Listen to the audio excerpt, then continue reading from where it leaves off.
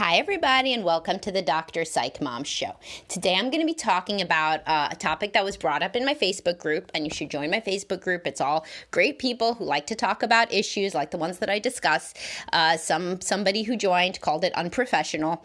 It is. It is not professional. There is no structure of it. It is not like some sort of like coaching program. Believe me, that would cost more than $4.99 a month. It is just a bunch of people talking about stuff that relates to Dr. Psych Mom topics, and then I chime in and people share memes. I actually got blacklisted for sharing a meme. It was so ridiculous. It was on gray sweatpants, whatever. I talk about literally anal sex constantly, like oral sex, and like it was a meme about women liking gray sweatpants, and by the time you hear this, that will have been like a month or two ago.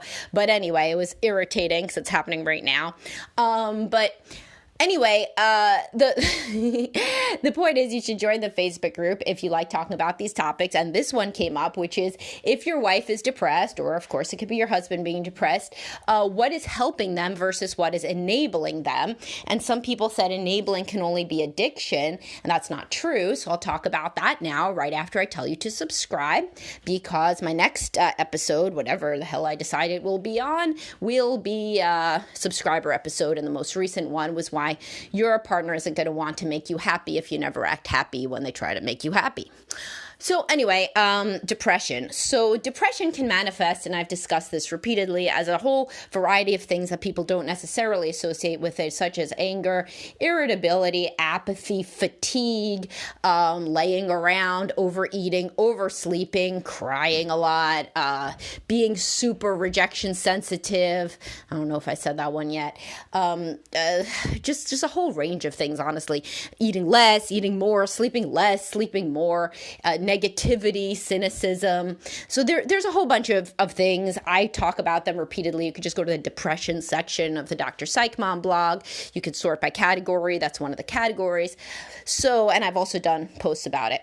So when you enable somebody, basically you're allowing them to be their worst self. So if you enable an alcoholic, you're somebody that brings them a drink, or somebody who calls them out of work when they, are too hungover. You make something up, you make up excuses, you keep the kids away from them. You're basically allowing them and their behavior to be its worst because you're allowing it to be. It's the same thing with depression. So in grad school, during my PhD program, I worked for somebody who studied the behavioral activation theory of depression, which shows it's basically, CBT, cognitive behavioral therapy. Well, people also look at the individual parts of that, and the behavioral part, literally what we did for people was just schedule pleasant activities that could potentially release some dopamine for them and see if that alone would help with depression, helping them figure out what those activities would be and being accountable to us for doing those activities, whether they're going grocery shopping or taking a walk or calling a friend or taking a shower or whatever the case may be. Does the behavioral component alone in a vacuum without any cognitive component, such as reframing or various skills to address the negative thoughts. So does the behavioral piece alone significantly improve depressive symptoms? And the answer is yes. So if you get up and you do things, then that can actually release enough dopamine and kind of get you going enough and make you proud of yourself enough that you can be kind of jogged out of a depression that's worsening. And I've obviously repeatedly shared that I myself struggle with depression. So this is something that I know very well personally, and that most people with depression know, is that there's a lot of times where you have to kind of get up and do things. And when you do, that makes you feel good about yourself. So like if you have a pet to take care of course, a child to take care of, sure, like you can get to a place where it's so severe that you're in bed and you don't even, and you can't even take care of somebody like a pet or a child, but that is unusual, thank God, for like depression to get that severe. There's also mild and moderate depression before something gets that severe.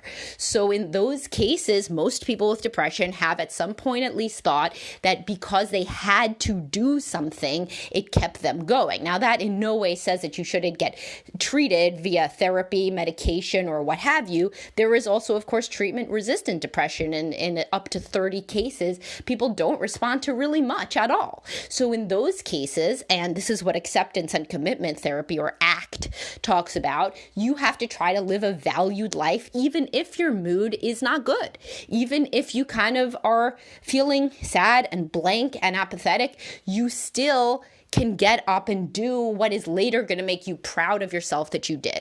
So that is what enabling spouses prevent from happening, right? So like there's a difference between doing chores, taking over some chores for your wife when she's depressed, while she finds a therapist, tries some medication, goes on her daily walk that she's committing to do to try to jog herself out of the depression, does her yoga, her meditation, whatever.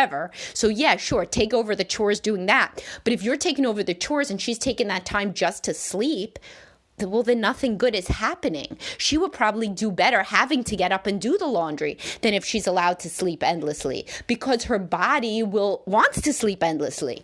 And so if she never has to get up and there's no plan, she's not going to a therapist regularly, she's not going to a psychiatrist, she's not going to anybody, she's not, because there's obviously other practitioners. I mean, for example, TMS, transcranial magnetic stimulation. That's neither therapy nor a medication. It's a big magnet that goes around your head that you have to do every day for like 6 weeks or something in the protocol. You can research TMS. I'm sure there's a lot of research that can work sometimes for treatment-resistant depression. So let's say she goes to her TMS every day. Fine. So you want to drive her there, or you want to drive her back. Okay. Especially if she can't really drive because she's kind of in her own world and she has like brain fog. Good. You're helping, but at least she's going somewhere, But what people tend to do with people who are depressed is the same thing with anxiety. So like a lot of people have OCD where they have to check the locks. So sometimes the spouse will start to check the locks. They'll say, you go to the car, I'll check the locks. But that doesn't mean that the person doesn't have OCD anymore. They've just included you in basically their boundary of the self. Like somebody is checking the locks. So their OCD doesn't get to go away. They don't have exposure. And in the case of OCD, it's exposure to sitting and not letting yourself check the locks. So you could see your anxiety peak and decrease, exposure with response prevention. So you're just doing it for them. So you're enabling the OCD to continue to flourish because you're the one who's checking. And instead, nobody's supposed to be checking. So in the case that you have a spouse who's so depressed, they're laying around all the time, they're yelling, they're snapping at the kids, they're doing whatever, you need to say, we need to get you help. We need to have a plan. We need to have a therapist for you. We need to be trying medications. We need to be doing something. Sure, I'll take over extra stuff while we get this in place. And I'm happy to take over things that you hate doing, but I'm not going to take over everything because then, you're not going to feel necessary. You're not going to feel needed. And I really do need you. I do need you as a partner. I do need you to do things. I do need you to do X, Y, and Z. And that being needed can often be the difference for somebody. It's not like it's going to necessarily jog them into this super happy mood, but it can make them feel valued. And feeling valued and necessary is super important. A lot of men, when they retire, they no longer feel necessary, so they become depressed. And a lot of people of both genders, when they are too old to really help with obviously their own children or even their grandchildren, in nursing homes, for example, there was this program they did in Japan where it was like a robot pet, and the robot pet got rid of some people's depression because it needs something. It acts like it needs something. They program it to need to be fed or need to be cuddled, and this was making people much less depressed because they were finally needed again. Being needed is a very, very big part of people's self-esteem. As anybody who struggled with being a people pleaser or a workhorse type knows, being needed is like a major source of self-esteem. But it's not just for people like that. It's for all humans. So the more stuff you take over for your spouse, the less they're going to do. Because remember, their self-esteem is in the shitter because they're depressed. So they think they're already a bad mom or a bad dad or whatever. So if you take over everything, all that does is amplify that you must agree. They don't think like, oh, of course they're taking it over because I'm so depressed. They think they're taking it over because I do a shitty job anyway. And look, they do a better job than me. And this can make you do less and less and less. And then there's less and less of your purview in the house. You don't cook, you don't clean, you don't hang out with the kids, you don't drive, you don't this, you don't that. Some people, all they do is their own paid work, and that's it. because most people can keep going and doing their own paid work if they're not severely depressed.